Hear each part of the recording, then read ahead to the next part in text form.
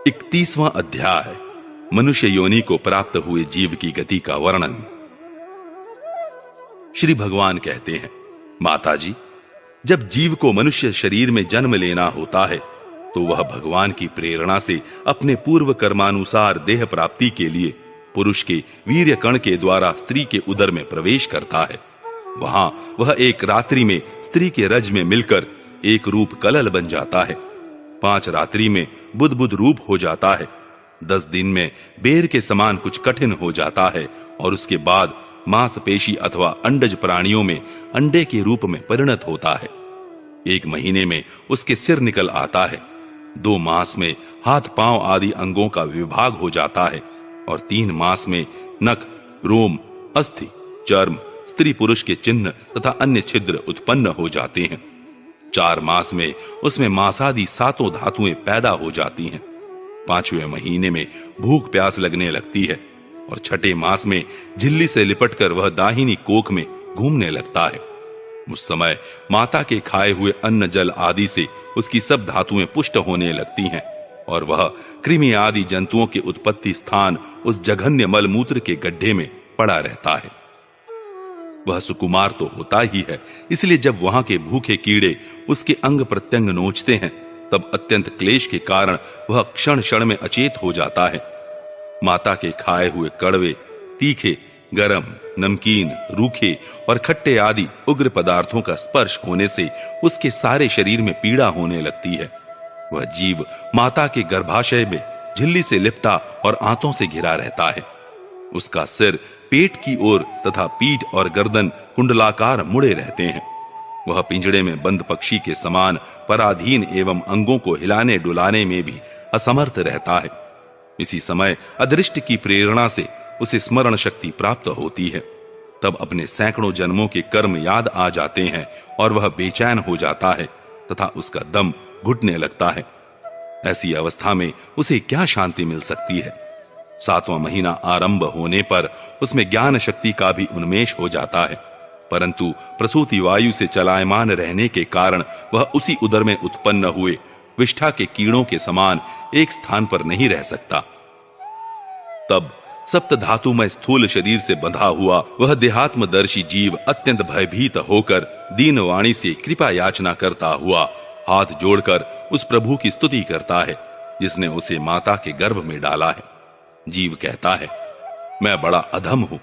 भगवान ने मुझे जो इस प्रकार की गति दिखाई है वह मेरे योग्य ही है। वे अपनी शरण में आए हुए इस नश्वर जगत की रक्षा के लिए ही अनेक प्रकार के रूप धारण करते हैं। अतः मैं भी भूतल पर विचरण करने वाले उन्हीं के निर्भय चरणार विंदों की शरण लेता हूं, जो मैं इस माता के उदर में देह, इंद्रिय और अंतःकरण रूपा माया का आश्रय कर पुण्य पाप रूप कर्मों से आच्छादित रहने के कारण बद्ध की तरह हूं।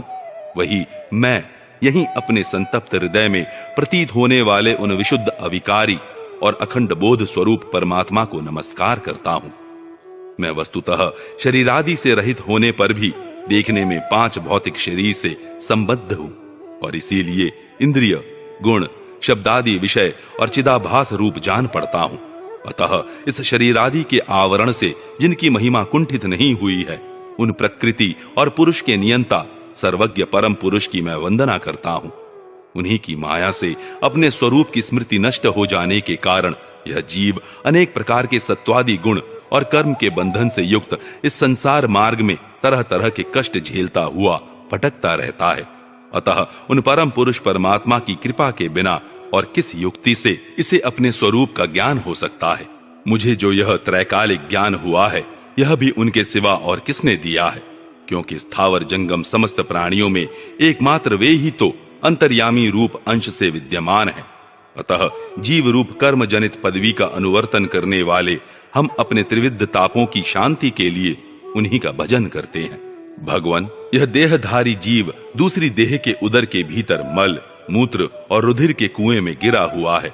उसकी जठराग्नि से इसका शरीर अत्यंत संतप्त हो रहा है।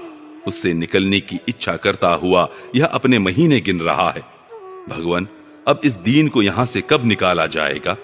स्वामिन, आप बड़े दयालु हैं। आप जैसे उदार प्रभु ने ही इस 10 मास के जीव को ऐसा उत्कृष्ट ज्ञान दिया है। दीन बंधो, इस अपने किए हुए उपकार से ही आप प्रसन्न हो, क्योंकि आपको हाथ जोड़ने के सिवा आपके उस उपकार का बदला तो कोई दे भी क्या सकता है। प्रभु, संसार के ये पशु पक्षी आदि अन्य जीव तो अपनी मूढ़ बुद्धि के अनुसार अपने शरीर में होने वाले सुख दुखादि का ही अनुभव करते हैं, किंतु मैं तो आपकी कृपा से शम दमादि साधन संपन्न शरीर से युक्त हुआ हूं। अतः आपकी दी हुई विवेकवती बुद्धि से आप पुराण पुरुष को अपने शरीर के बाहर और भीतर अहंकार के आश्रयभूत आत्मा की भांति प्रत्यक्ष अनुभव करता हूं। भगवान, इस अत्यंत दुख से भरे हुए गर्भाशय में यद्यपि मैं बड़े कष्ट से रह रहा हूं, तो भी इससे बाहर निकलकर संसार में अंधकूप में गिरने की मुझे बिल्कुल इच्छा नहीं है, क्योंकि उसमें जाने वाले जीव को आपकी माया घेर लेती है, जिसके कारण उसकी शरीर में अहम बुद्धि हो जाती है और उसके परिणाम में उसे फिर इस संसार चक्र में ही पड़ना होता है। अतः मैं व्याकुलता को छोड़कर हृदय में श्री विष्णु भगवान के चरणों को स्थापित कर अपनी बुद्धि की सहायता से ही अपने को बहुत शीघ्र इस संसार रूप समुद्र के पार लगा दूंगा, जिससे मुझे अनेक प्रकार के दोषों से युक्त यह संसार दुख फिर न प्राप्त हो।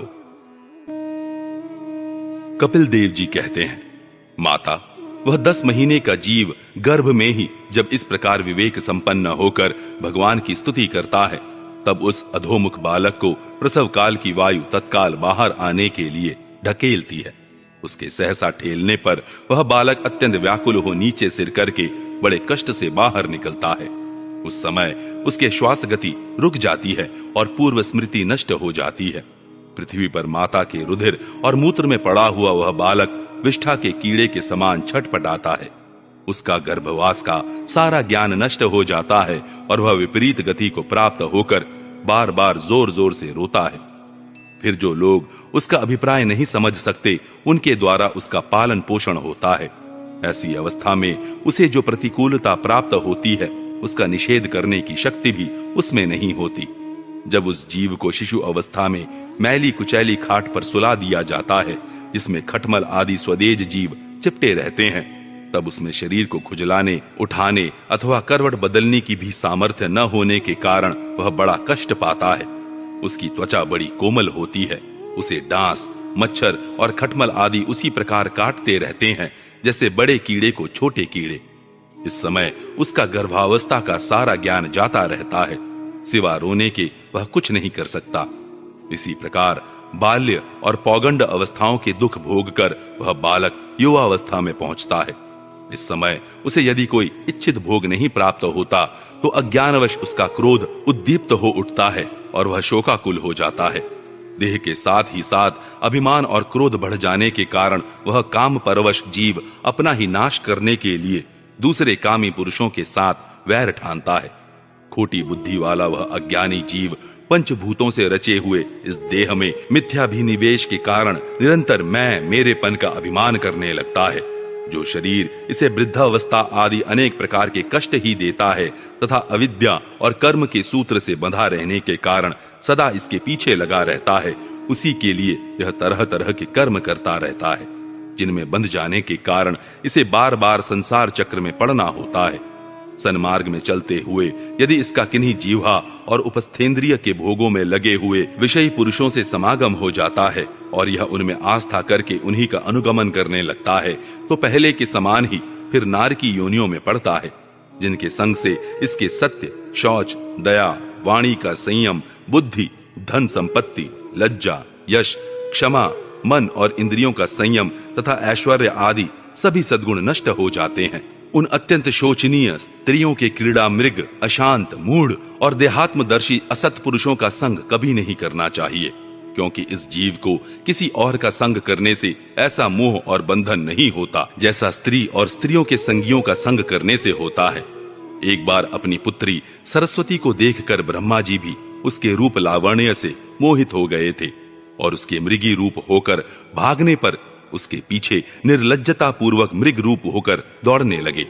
उन्हीं ब्रह्मा जी ने मरीचि आदि प्रजापतियों की तथा मरीचि आदि ने कश्यप आदि की और कश्यप आदि ने देव मनुष्य आदि प्राणियों की सृष्टि की। अतः इनमें एक ऋषि प्रवर नारायण को छोड़कर ऐसा कौन पुरुष हो सकता है जिसकी बुद्धि स्त्री रूपिणी माया से मोहित न हो। अहो, मेरी इस स्त्री रूपिणी माया का बल तो देखो, जो अपने भ्रुकुटी विलास मात्र से बड़े बड़े दिग्विजयी वीरों को पैरों से कुचल देती है। जो पुरुष योग के परम पद पर आरूढ़ होना चाहता हो, अथवा जिसे मेरी सेवा के प्रभाव से आत्मा अनात्मा का विवेक हो गया हो, वह स्त्रियों का संग कभी न करे, क्योंकि उन्हें ऐसे पुरुष के लिए नरक का खुला द्वार बताया गया है। भगवान की रची हुई यह जो स्त्री रूपिणी माया धीरे धीरे सेवा आदि के मिस से पास आती है, इसे तिनकों से ढके हुए कुएं के समान अपनी मृत्यु ही समझे। स्त्री में आसक्त रहने के कारण तथा अंत समय में स्त्री का ही ध्यान रहने से जीव को स्त्री योनि प्राप्त होती है। इस प्रकार स्त्री योनि को प्राप्त हुआ जीव पुरुष रूप में प्रतीत होने वाली मेरी माया को ही धन, पुत्र और गृह आदि देने वाला अपना पति मानता रहता है। सो जिस प्रकार व्याधे का गान कानों को प्रिय लगने पर भी बेचारे भोले भाले पशु पक्षियों को फंसाकर उनके नाश का ही कारण होता है, उसी प्रकार उन पुत्र, पति और गृह आदि को विधाता की निश्चित की हुई अपनी मृत्यु ही जाने।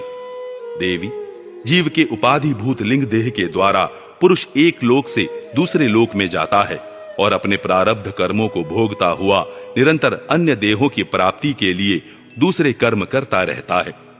जीव का उपाधि रूप लिंग शरीर तो मोक्ष पर्यंत उसके साथ रहता है, तथा भूत, इंद्रिय और मन का कार्य रूप स्थूल शरीर इसका भोगाधिष्ठान है। इन दोनों का परस्पर संगठित होकर कार्य न करना ही प्राणी की मृत्यु है, और दोनों का साथ साथ प्रकट होना जन्म कहलाता है। पदार्थों की उपलब्धि के स्थान रूप इस स्थूल शरीर में जब उनको ग्रहण करने की योग्यता नहीं रहती, यह उसका मरण है और यह स्थूल शरीर ही मैं हूं, इस अभिमान के साथ उसे देखना उसका जन्म है। नेत्रों में जब किसी दोष के कारण रूपादि को देखने की योग्यता नहीं रहती, तभी उनमें रहने वाली चक्षु इंद्रिय भी रूप देखने में असमर्थ हो जाती है। और जब नेत्र और उनमें रहने वाली इंद्रिय दोनों ही रूप देखने में असमर्थ हो जाते हैं, तभी इन दोनों के साक्षी जीव में भी वह योग्यता नहीं रहती। अतः मुमुक्षु पुरुष को मरणादि से भय, दीनता अथवा मोह नहीं होना चाहिए। उसे जीव के स्वरूप को जानकर धैर्य पूर्वक निसंग भाव से विचरना चाहिए, तथा इस मायामय संसार में योग वैराग्य युक्त सम्यक ज्ञानमय बुद्धि से शरीर को निक्षेप की भांति रखकर उसके प्रति अनासक्त रहते हुए विचरण करना चाहिए।